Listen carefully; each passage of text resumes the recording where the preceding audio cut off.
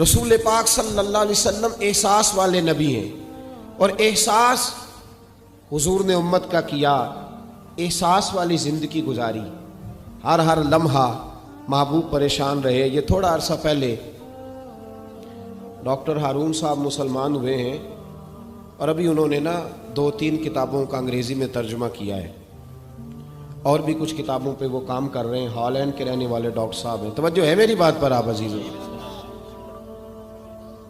Doctor صاحب کہتے ہیں کہ میں نے یہ سنا تھا کہ مسلمان دہشت گرد ہیں، یہ بم بلاسٹ کرتے ہیں۔ تو میں جہاں لفظ اسلام آتا تھا وہاں سے میں تھوڑا بچ جاتا تھا، پیچھے ہٹ جاتا تھا، لیکن میرے مزاج کے اندر یہ بات شامل تھی کہ میرے اندر اللہ نے بڑا انسانیت کا جذبہ رکھا ہوا تھا۔ تو میں ایک تنظیم قائم کر رہا تھا، میرا خیال تھا کہ ایک ایسی جماعت بناؤں کہ جو پوری دنیا کے اندر اسلام، توجہ ہے میرے عزیزوں کی؟ کہتے میرا خیال تھا ایسی جماعت قائم کروں کہ جو پوری دنیا میں لوگوں کی خدمت کرے، اور بغیر امتیاز کے کرے، اسلام والوں کی بھی اور غیر مسلموں کی بھی۔ لیکن مجھے بڑا دھچکا رہتا تھا کہ مسلمان سخت گیر قوم ہے۔ میں نے بہت ساری جماعتوں کا منشور اور دستور منگایا، اور میں نے کہا میں اپنی جماعت کا دستور لکھوں گا تو پہلے ذرا سارا میں مطالعہ کر لوں۔ ڈاکٹروں کا ٹیبل ہوتا ہے، اس کے اوپر شیشہ لگا ہوتا ہے، نیچے وہ جو چیز ضروری ہوتی ہے وہ رکھ لیتے۔ کہتے ہیں کہ مصر کے مولانا صاحب آئے ہوئے تھے ہالینڈ کے دورے پر، اچھی انگریزی جانتے تھے، تو کسی وجہ سے علیل ہو گئے۔ میرے پاس وہ آئے اور انہوں نے دیکھا کہ میں انسانی حقوق پر کچھ لکھ رہا ہوں، کام کر رہا ہوں، تو وہ دیکھ کر کے مجھے کہنے لگے کہ ڈاکٹر صاحب آپ کوئی تنظیم قائم کر رہے ہیں؟ میں نے کہا ہاں۔ تو کہتے انہوں نے ہلکا سا ٹچ دیا، زور نہیں دیا، اور ویسے بھی جو ہلکی بات ہوتی ہے وہ ذرا دل میں جلدی بیٹھ جاتی ہے۔ کہتے ہیں ہلکا سا ٹچ دیا، کہنے لگے اگر کبھی موقع ملے تو میرے نبی پاک کی بھی سیرت پڑھ کے دیکھیں، بس ہلکی سی بات، اور وہ جملہ چھوڑ گئے۔ اعلیٰ حضرت فاضل بریلوی علیہ رحمہ نے لکھا ہے ضروری نہیں کہ تم جو کہہ رہے ہو وہ منوا کے اٹھو، لیکن میسج ضرور چھوڑ دیا کرو۔ جب انسان کے ذہن میں بات ہوتی ہے یہاں سٹاک ہوتا ہے جب بات کا، تو جب وہ کام کرنے لگتا ہے تو ایک دفعہ وہ بات سامنے ضرور آتی ہے، کہہ دیا کرو۔ انہوں نے کہہ دیا کہ ڈاکٹر صاحب ایک دفعہ حضور کی سیرت بھی پڑھ لیں۔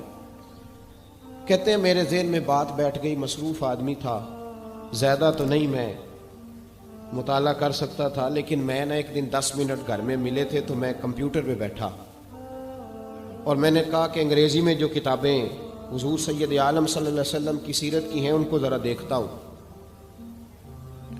تو فرماتے ہیں کہ میں نے نیٹ پہ سرچ کیا، پہلی حدیث آئی اور میں کلمہ پڑھ کے مسلمان ہو گیا۔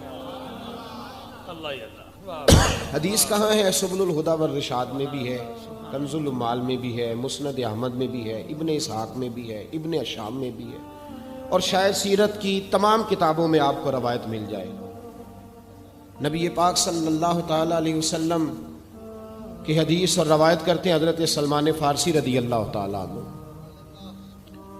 اور ساتھ ہیں سیدنا بلال حبشی رضی اللہ تعالیٰ عنہ۔ فرماتے ہیں ہم گھر سے نکلے، حضور نے فرمایا ذرا جلدی چلو ایک ضروری کام ہے۔ فرماتے ہیں بڑی تیزی کے ساتھ آج روٹین سے ہٹ کر محبوب نے تیز تیز قدم مبارک اٹھائے، تیز تیز، اور فرماتے ہیں ایک گلی ہم نے کراس کی، دوسری گلی میں جو پہنچے تو پھٹے پرانے کپڑے، سادی سی بی بی، اور حالت بتاتی تھی کہ بیچاری کسی غریب گھر کی ہے۔ وہ سڑک پہ کھڑی تھی اور رو رہی تھی۔ میرے کریم رسول نے فرمایا بلال اسے پوچھو کیا مسئلہ ہے، کیوں روتی ہے؟ تو حضرت سلمان عرض کرتے ہیں میں نے کہا حضور میں پوچھ لیتا ہوں، آپ جائیے، کام بڑا ضروری ہے جو نکلیں، میں معلومات کرتا ہوں۔ تو محبوب نے فرمایا نہیں، اس کے آنسو پوچھنے سے ضروری کوئی کام بھی نہیں، پہلے اس کی داد رسی ہوگی، اسے پہلے پوچھا جائے گا۔ روتے نہیں رہتے لوگ گھروں میں، لوگ گزر نہیں جاتے چپ کر کے؟ کتنے لوگ تڑپتے، کون احساس کرتا ہے؟ نبی پاک سید عالم صلی اللہ علیہ وسلم رکے اور اس خاتون سے پوچھا کیا بات ہے؟ اس نے کہا کہ بات کوئی بھی نہیں، میرا ایک ہی موٹا سا مسئلہ ہے۔ کہا وہ کیا؟ کہنے لگی میں غریب ہوں، اور غریبی بذات خود بہت بڑا گناہ ہوتی ہے، لوگ بڑا جرم سمجھتے ہیں اس کو، بذات خود میں نے شروع میں کہا نا کہ مذہبی سٹیج کی بھی صدارت غریب آدمی نہیں کر سکتا، کیونکہ غریب جو ہوا جہد کول دتھی ہونی انہیں نیڑے بہنا ہے نا جی، جہد کول نہیں انہیں تو پیچھے جا کے بہنا اینڈ تے کول کہڑا دتھی ہے۔ اس سٹیج پہ بھی غریب آدمی کی صدارت نہیں ممکن ہو ہی نہیں سکتا۔ میرے رسول پاک سید عالم صلی اللہ تعالی علیہ وآلہ وسلم نے فرمایا پہلے اسے پوچھو کیا مسئلہ ہے۔ وہ کہنے لگی میں غریب ہوں، بوڑھی ہو گئی ہوں، ساری زندگی غلامی میں گزاری ہے، تیل لینے آئی تھی 5 دینار کا، بوتل میں تیل بھروایا ہے، اور اب بوڑھی ہوں نا تو کمر درد کرتی ہے، پیر پیچھے موڑا ہے تو میں گری ہوں، تیل زمین پی گئی ہے، اب زمین تو واپس نہیں کرتی، لیکن واپس جاؤں گی تو ایک یہودی عورت کی ملازمہ ہوں، وہ درے سے مارے گی، کھال ادھیڑ دے گی، میں بڑی پریشان ہوں، اب نہیں مار کھائی جاتی، ہڈیاں بوڑھی ہیں، قربان جاؤں۔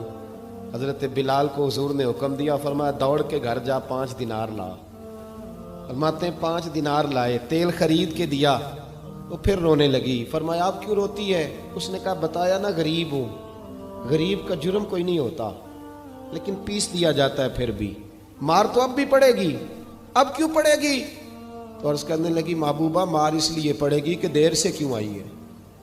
تو میرے کریم رسول اور وہ بی بی حضور ابھی آئے ہیں مدینہ طیبہ، امام یوسف صالحی فرماتے ہیں ابھی آئے تھے حضور، سبل الہدی والرشاد کے مصنف کہتے ہیں ابھی آئے تھے نبی پاک، وہ جانتی بھی نہیں تھی۔ تو سید عالم صلی اللہ تعالی علیہ وسلم نے فرمایا اچھا مار پڑے گی؟ کہا ہاں۔ او بھائی کونسلر جو کل آپ کو کہہ رہا تھا نا میں آپ کا خادم ہوں، کونسلر بے گناہ، بلکہ ہمارے ایس ایچ او صاحب اگر چودھری پہ پرچہ آ جائے تو اس کو ٹیلی فون کر کے پوچھتے ہیں صاحب جی تہاڈے خلاف درخواست آئی ہے، ادا کی کرنا ہے؟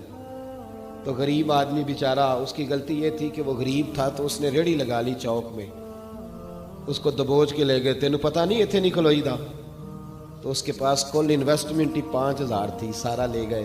پھر وہ کونسلر صاحب کے پاس چلا گیا، سر میرے نال چلے آجے ذرا میں تھانے جانا ہے۔ انہوں نے کہا گڈی کرائی آ، پیسے ہے نہیں ایویں تھانے جائیے۔ اب وہ گاڑی لایا ہے، پتہ نہیں کہاں سے لایا ہے، تھانے پہنچا ہے، اور یہ ہے ہمارا حال کہ وہ ایس ایچ او بھی بیٹھا ہے کرسی پہ اور کونسلر بھی کرسی پہ بیٹھا اور وہ غریب پیروں میں بیٹھا ہے اور ہاتھ باندھ کے کہہ رہا میری ریڑھی دے چھڈو، میریاں 4 دھیاں نے تو میں شامی کھانا کھڑنا ہے۔ کدھر گیا امت کا وہ ذوق؟ ساری زندگی نعتیں سننے والوں بتاؤ تو صحیح نعت نے تاثیر کیا دی ہے روح کو؟ اگر ابھی بھی گھاڑی غریب کے پاس کھڑی نہیں ہوتی تو پھر کیا اثر ہوا ساری زندگی نعت سننے کا؟ میرے مصطفیٰ کریم سید عالم صلی اللہ تعالی علیہ وسلم نے فرمایا اس خاتون سے یہاں کونسلر ساتھ نہیں جاتا، کہتا ہے کر دیا ٹیلی فون، سویرے 9 بجے پہنچ جانا۔ پر کائنات کی سب سے معزز شخصیت حضرت سیدنا بلال حبشی رضی اللہ تعالیٰ عنہ فرماتے ہیں میرے نبی پاک نے فرمایا بی بی چل میں تیرے ساتھ چلتا ہوں، گویا اللہ کی ساری رحمتیں اس کے ساتھ ساتھ چلنے لگی۔ اور آگے آگے نہیں، ساری کتابیں پڑھ لو، وہ پھٹے پرانے کپڑوں والی بی بی آگے آگے اور اللہ کے کریم رسول پیچھے پیچھے، ساری گلیاں اس نے پھرائی، مدینے کی صحرا آ گیا، ایک دروازے پہ دستک دی، سے مالکن آئی، وہ بی بی بعد میں کہتی ہے میں بھی بڑی ڈاڈی تھی، طاقت ہی نہیں تھی میرے سامنے کو کھڑا ہو سکے، لیکن جب میں باہر نکلی تو میں نے نور کے حالے میں لپٹی ہوئی ایک عظیم ہستی کو دیکھا۔ فرماتے محبوب کے گورے چٹے رنگ کے اوپر کالی زلفیں اور محبوب پاک کی مقدس آنکھیں جب تک بات کرتے رہے نظریں زمین پہ جھکی رہیں۔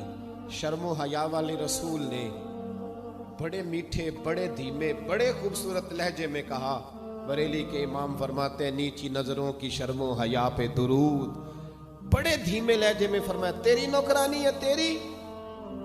عورت کہتی ہے میں تو حضور کے جلووں میں محو ہو گئی کہ سادگی میں اتنا حسن میں نے دیکھا ہی نہیں، تیری نوکرانی ہے؟ کہا ہاں۔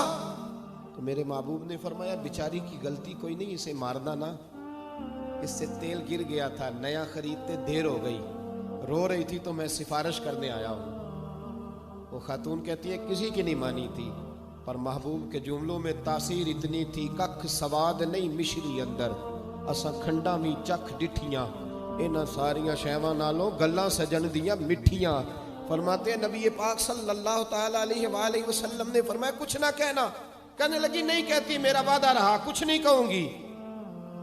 اب میرے حبیب نے پھر نظر اٹھائی اور اس غریبنی کی طرف دیکھا اور فرمایا تو اگر کہے تو میں جاؤں، تو اگر کہے تو میں خود بھیک دیں، خود ہی کہے منگتے کا بھلا ہو، تو اگر کہے تو میں جاؤں.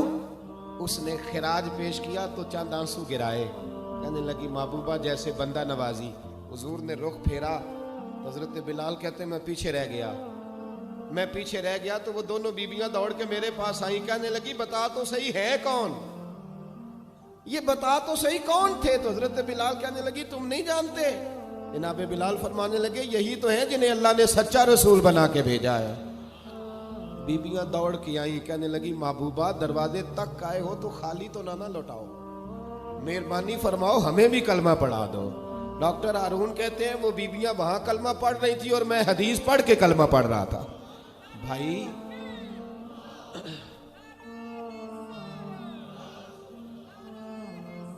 اگر دولت احساس ہے نا پھر تو زندہ ہے. جو زندہ ہوتا ہے اس میں لچک ہوتی ہے، جو مر جاتا ہے وہ اکڑ جاتا ہے. اگر زندگی ہے تو پھر احساس ہونا چاہیے. اگر تیرے اندر زندگی ہے تو پھر احساس ہے، اور اگر تیرے اندر احساس نہیں رہا نا تو پھر زندگی زندہ دلی کا نام ہے. مردہ دل کیا خاک جیا کرتے، احساس سے مروت پیدا کر.